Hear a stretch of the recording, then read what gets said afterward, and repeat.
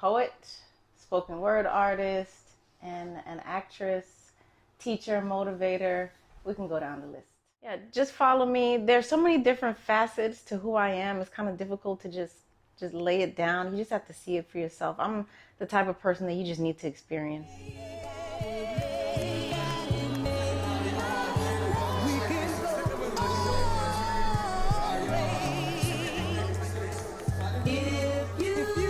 Champion bound to Malcolm X with a pinch of Christ. Catches with the jab, I'm Floyd May, my defense is nice. Crafted by a Mac, I'm embedded to get the cheese. Genius with the beats, this pop art and I move with ease. Genius. Heart cold, apply pressure.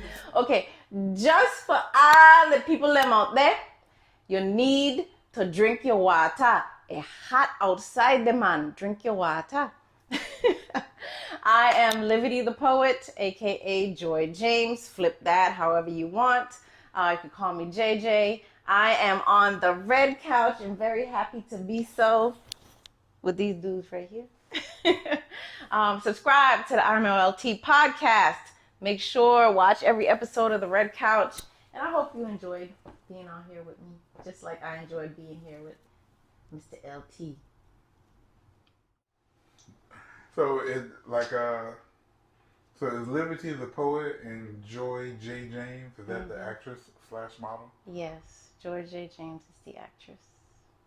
Figured I'd use my given name for that. Make my daddy proud. Okay.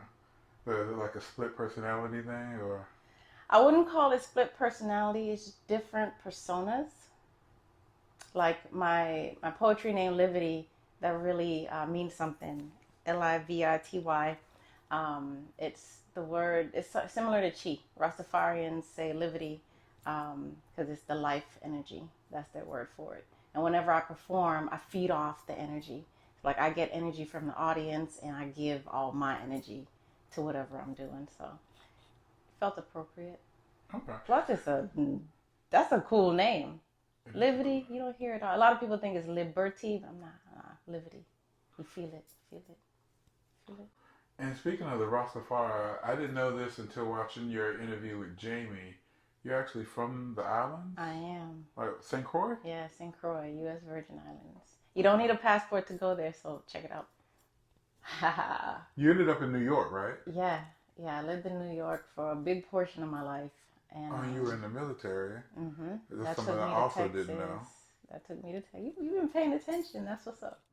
So you're a multifaceted performer, but in person you come off shy. How does that work? Livity. That's the personas we were talking about earlier. Joy, she's very shy. Grew up scared to talk in front of people. Livity is the artist that comes out and just speaks her piece. Doesn't care what anybody thinks or feels about how she presents herself. She's just always gonna be the voice and do what she needs to do, say what she needs to say, and have fun doing it. So yeah, that's what that is. And if I remember correctly, you've been doing poetry mostly like since you were on the island, like for a long time? Mm-hmm. Yeah, since middle school, I remember starting writing. And then where I really started voicing it, like getting up and performing, that came much later, like in college. And then when I got to Wilmington is when I really got into the open mic scene. And yeah, that led to a whole lot of stuff. So it's been good to me. Yeah, like I saw a documentary where I think most of it was in Bottega. Mm-hmm. Looks like, and your sister came and got to check you out. Yeah, that's pretty cool. Ricky Nelson. She thought I'd be an interesting topic, and apparently I was. Yeah. So, but like I said, I wanted to focus more on. I met you as Livity, but I wanted to focus more on as which you came very highly recommended. We did the Culture Pop. That was like a year ago now, right? Yeah. It's pretty cool, man. And I feel like it's a little bit of nepotism because you first came recommended by Sarah Will, and then it was Regina. So at that time, were you already working with Regina? Yes, I had done. Yeah, I had done some plays with her. Okay. Yeah, she had known me from doing spoken word at the film festival, International Cinema Sisters International Film Festivals. They have me every year to do a piece. Okay. So that's where she knew me from, and then that's how I got to do Two Trains Running with her at the now closed Theater Now. But yeah, she knew me. But it's not nepotism. It's just they know my talent. Yes. Yeah. I was. And they're not gonna recommend anybody that's not gonna do you right, you know. Yeah. I think you did a great job. Thank you. So your first lead role was in 2019. What was that, and how long have you been acting? Haha, love travel. Yes. Nakia Hamilton, he gave me a chance. I met him actually at a film festival here. And I just gave him my information. He was part of a panel, and I gave him my information. And I was like, okay, cool, here I am. Keep me in mind, you know. And then he actually remembered me, called me up and said, I have a script. I have a movie for you. I said, okay. So we went in, did a read for it, and he made me the lead. And it's funny because it's a comedy. And if anybody has seen me in my stage work, I don't do comedy. I did one with Reed Clark, my very first stage play here. I did one, and I felt so uncomfortable. It was out of my element, but I was like, you know what? I love challenging myself. So I took this role, and I completely became Tasha.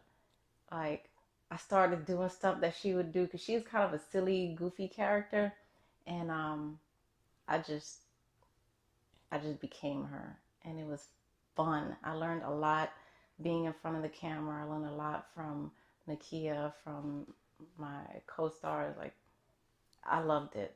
It was embarrassing at a lot of different points. I'm telling you, like, if you've seen the movie, there is nothing in my real life that I would ever be embarrassed about, ever. I don't care what it is. But in the movie, you're embarrassed about. Oh no, it's because of the stuff that I did in the movie as Tasha. Yeah. Getting caught out there, you know, stomach get a little bubbly and you can't always make it to the bathroom. Stuff happens. Yeah, that happened in Love Travel. And it's not Love Travels anymore, right? Yes, it's Her Happy Place. Her Happy Place. Yes, yes. Is that available now? It's coming out in October. Streaming, and you can buy the DVD. And where is it going to be Tubi? Or I'm not sure yet. Not sure yet. Yeah. Okay. He'll announce it soon. Okay. And so I guess before that, was this, so when you did your short film, I guess your first, well, and you correct me if I'm wrong, What the River Knows? Mm-hmm. What the River Knows. Yeah. That was your like first leading short film? Or? Yes. Alicia and Shiradu, she learned about me from doing spoken word and from Reed's play and Percy Late Night. And yeah, she just saw me as Kitty. She had me come in for the script reading, and she had another actress cast for it. But when she couldn't do it, she was like, you know what? You are Kitty. So I was like, yeah, I'm Kitty. So yeah, we did that. I went to a little bit of training to get I don't know if it was a Wilmington accent, but definitely a Southern accent that would fit in the time period. So I'm speaking with a Southern accent in that one, and that was fun. I love doing accents. You're probably gonna hear something come out soon. I feel it. I've been to many places and just enjoy having fun with the way I speak. So that's awesome. So how did you? Well, and you probably kind of answered this, but how did you get involved with Jitney? Oh man, again, Regina, and that was, I had worked with her doing Two Trains Running, and I went in for auditions just like anybody else. I auditioned for the part, and I got it, and yeah, we just went from there. Are you the only female in that? Mm-hmm. Yeah, August Wilson, he usually only has one female in most of his plays. So same thing, 2 Trains running. I was the only female, and then again with Jitney. So, and Jitney, Rena, that's who I played. Every time I read her lines, it was like those words were coming out of my own mouth. Because that was the situation that I was living in. A lot of it. That's the situation I was living in. You know, having a child and having struggles with the person you're supposed to be raising the child with. So, yeah, it was deep. It went very deep for me. It was deep because you really kind of thought one thing was going on, and it's not what's going on, but you like the audience is thinking one thing is going on. So it was, and I was hot on him too. Yeah. So that I really enjoyed that. Oh, and your performance was okay. I try. Definitely. I had some superstars around me, so, you know, I kind of pale in comparison. But I'm always learning, and that's the thing about every project that I do. I approach it that I am learning, I am becoming. I never know everything. You know, some people think I do. I act like I do, but I really don't. I've been told that. But I enter everything like I can be trained. I can be molded. So I definitely learned a lot from the people I was in there with. So. And y'all won a few awards with that, or no, at least Best play. Best play. Best play. That was, you don't understand. That was momentous. That was. It's like we rewrote history winning that award. It was just amazing. It was amazing. It was good stuff. And nah, it was all around. It was good. So with that, like, what's the difference between performing in like a stage play versus doing a short or full film? Oh my goodness. Stage play, like you have room to spread out. It's like everything that you do is big. It's a grand gesture because you have to reach the people in the back, you know, all the way in the back. Film is more subdued. You don't have to be all as expressive because when that comes on camera, you look goofy, you look silly. So everything is more subtle, more natural when you're acting for the camera. So that's the biggest difference. And thankfully, I did my research and I understood that before getting behind the camera because otherwise I would have been, you know, way too much. Like, this is not the stage. So that's the biggest difference. So you're more familiar with doing stage plays than doing, I guess, what, traditional acting? Well, right now, both. Like, I'm very comfortable in front of the camera. Very comfortable on stage. So right now, it's about equal. But I guess you've been doing stage plays longer? Yes. And so how did you get into acting as a whole? I've always been acting, Louis. Most females are. Ouch. Not like that. Not like that. Okay. So, Hit the Bronx coming out right now, right? So when I was little, I grew up as an only child. So everything I did was all up in the imagination. I used to I made myself have an imaginary friend because I don't know why they did this, but my people for Christmas would buy me board games. You can't play board games by yourself, Louis. You just can't. So what I did, I made up people to play with. So yeah, I was that person talking about, turn the board around, become somebody else, and da-da-da. So yeah, I used my imagination a whole lot. That's why I started writing. And then I would just make up stories and just be all these different people inside my head.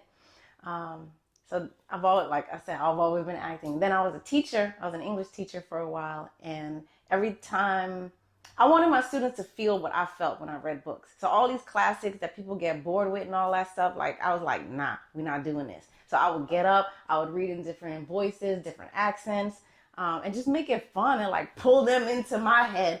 And yeah, I would have little acting sessions in class and we'd do skits and stuff. So that was my base. And then from doing poetry, open mics here in Wilmington, I got pulled onto the stage and that's how it all began. That's why I'm here where I'm at, on the red couch.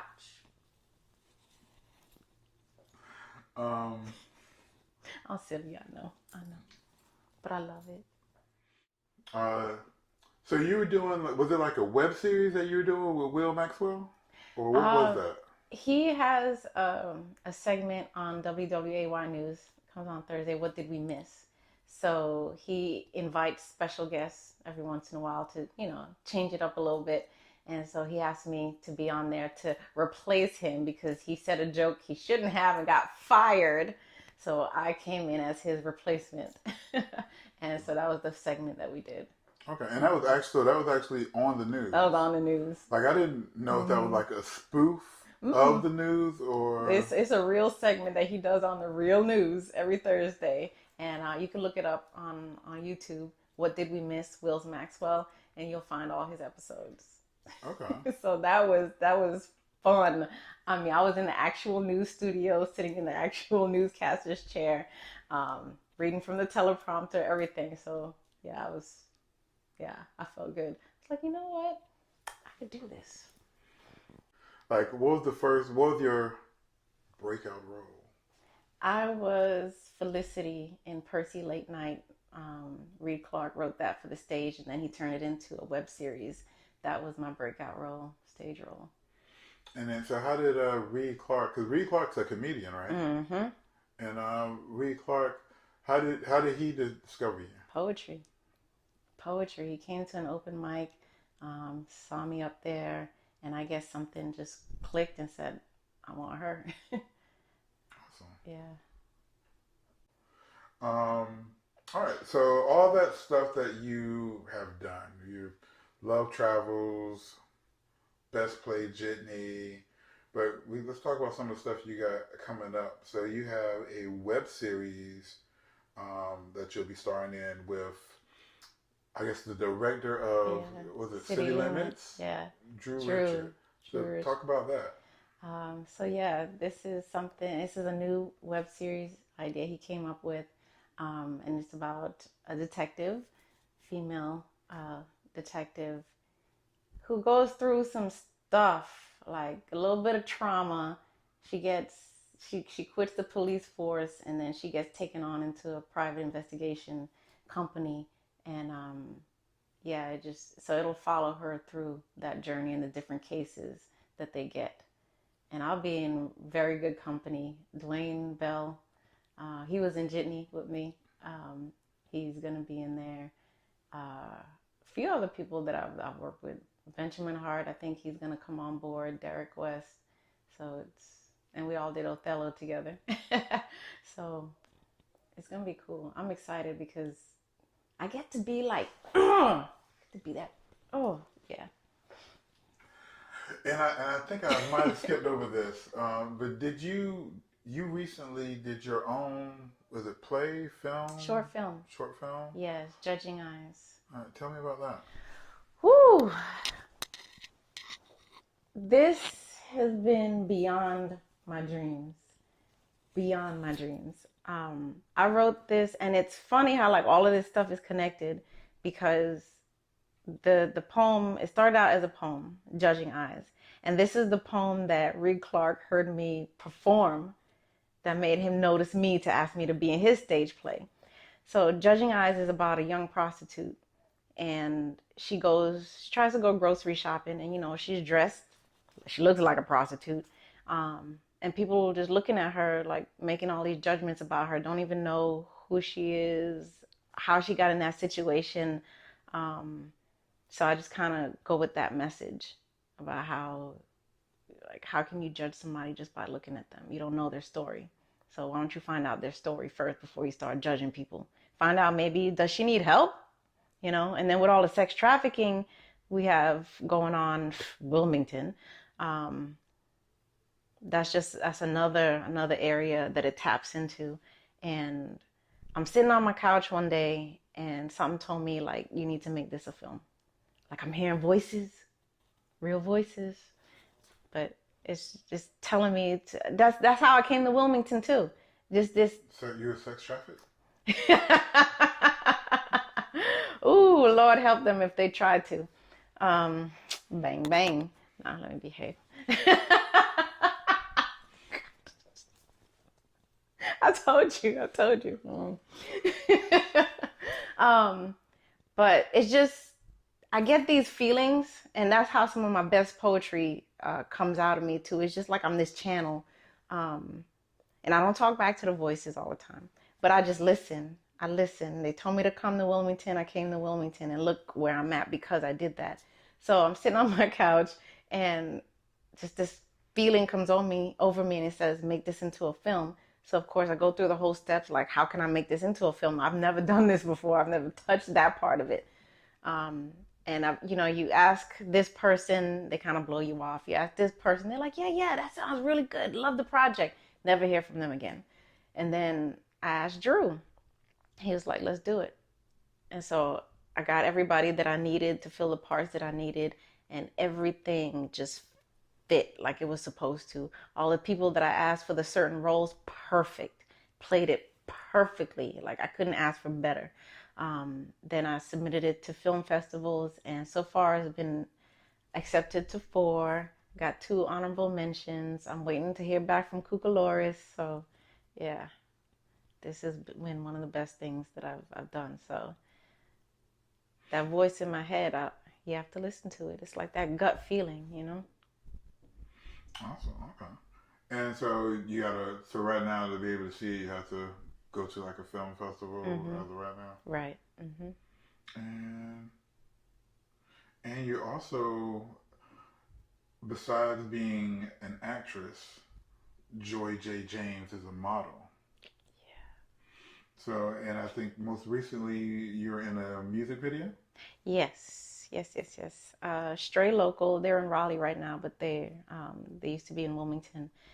They have this awesome video. Honeyhead Films filmed it. And again, I know the ladies from Honeyhead Films through poetry. They've seen me perform before, and through my short film, being at the film festivals together. And so they asked me to be a part of it. And I heard the song, it's called Faint Glow. And I was like, yes. And it was such a beautiful, just everything about it was just beautiful. The song is beautiful. The message in it is beautiful. The whole process of filming my segment was beautiful because I could identify what they're talking about, because it's about basically, you get into certain relationships, and some people, they want to put you in this box. They want you to be how they want you to be. And I'm like, why are you with me if I don't fit into this little thing, this little mold that you want me in?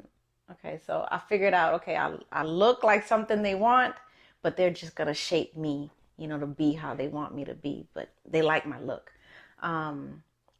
And that's happened to me. That's happened to me a couple of times in relationships. That's why I'm like, no.